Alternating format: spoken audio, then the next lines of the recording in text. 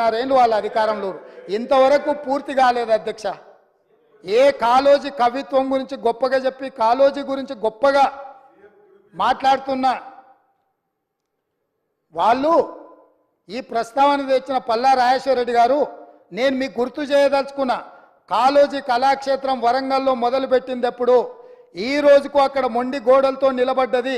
ఈ కళాక్షేత్రాన్ని కూడా పూర్తి చేసి కాళోజీ గారి గౌరవాన్ని నిలబెట్టే బాధ్యత మా ప్రభుత్వం తీసుకుంటుంది. 9 నెలల్లో ప్రగతి భవన్ పట్టుకోగలుగుతారు మీరు ఉండడానికి రాజ్యసౌధం.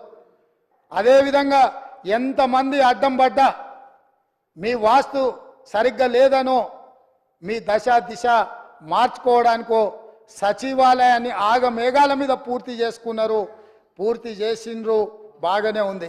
కాళోజీ కళాక్షేత్రం ఎందుకు పూర్తి చేయలేదని ప్రజలు అడుగుతున్నారు. మా కాకపోయినా ప్రజలకు సమాధానం చెప్పండి. ఇది తెలంగాణ సంపద కాదా కాళోజీ కళాక్షేత్రము? ఈ తెలంగాణ ప్రజల ఆత్మగౌరవం కాదా?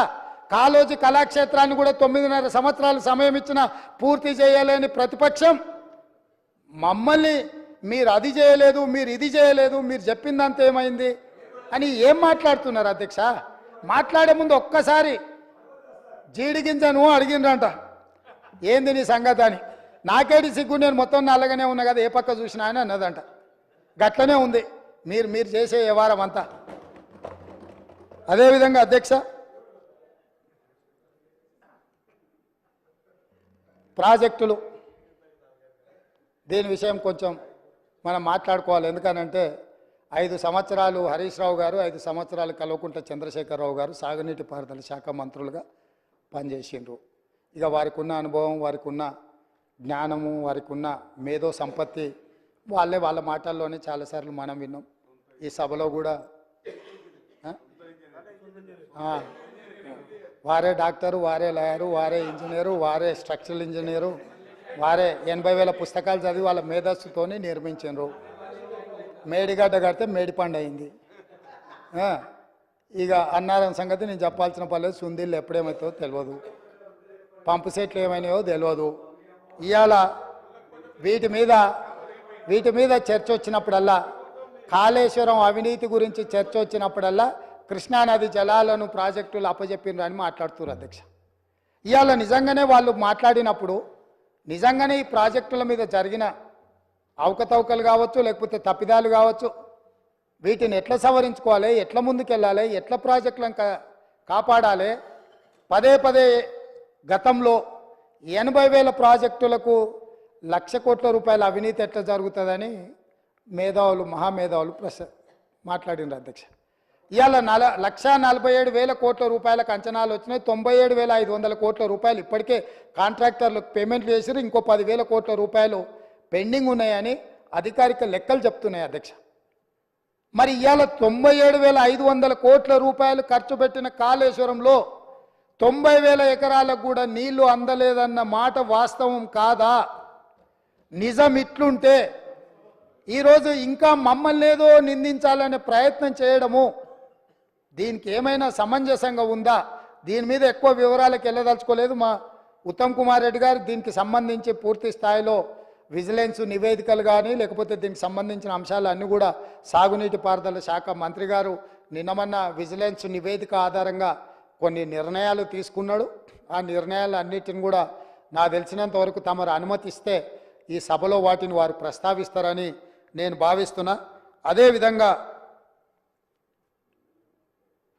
కృష్ణానది జలాలకు సంబంధించి కృష్ణా ప్రాజెక్టులను అప్పచెప్పిందని, కృష్ణా ప్రాజెక్టులను మొత్తం కాంగ్రెస్ వాళ్ళు వస్తేనే కాకెత్తుకపోయిందని, లేకపోతే కేంద్రానికి మేమేదో రాసి చేసినామని, అసలు ఏం మాట్లాడుతున్నారు అధ్యక్ష? అసలు ఏమైనా బాధ్యత అనేది ప్రతిపక్ష పార్టీగా 1% వాళ్ళు నిర్వహిస్తున్నారా? ఈరోజు కృష్ణానది జలాల మీద ఏర్పాటు చేసిన కృష్ణా రివర్ మేనేజ్మెంట్ బోర్డ్ 2014 రాష్ట్ర పునర్విభజన చట్టంలో స్పష్టంగా పొందుపరిచినరు. ఆ రోజు నేను కానీ, మా ఉత్తమ్ కుమార్ రెడ్డి గారు కానీ, లేకపోతే మా కోమటిరెడ్డి వెంకటరెడ్డి గారు కానీ, ఇక్కడ ఉన్నోళ్ళం ఎవరం మేము ఎంపీలం కాదు అధ్యక్ష. ఏ రోజు కూడా ఈ పునర్విభజన చట్టం ప్రతి పదం నన్ను అడిగి నేనే రాసి నేనే తీర్చిదిద్దినాను కూడా మేము ఏ రోజు చెప్పుకోలేదు అధ్యక్ష. మేము చెప్పుకోలేదు అధ్యక్ష. ఎవరు అధ్యక్ష ఆ రోజు సభలో సభ్యులు? కల్వకుంట్ల చంద్రశేఖరరావు గారు ఎంపీ.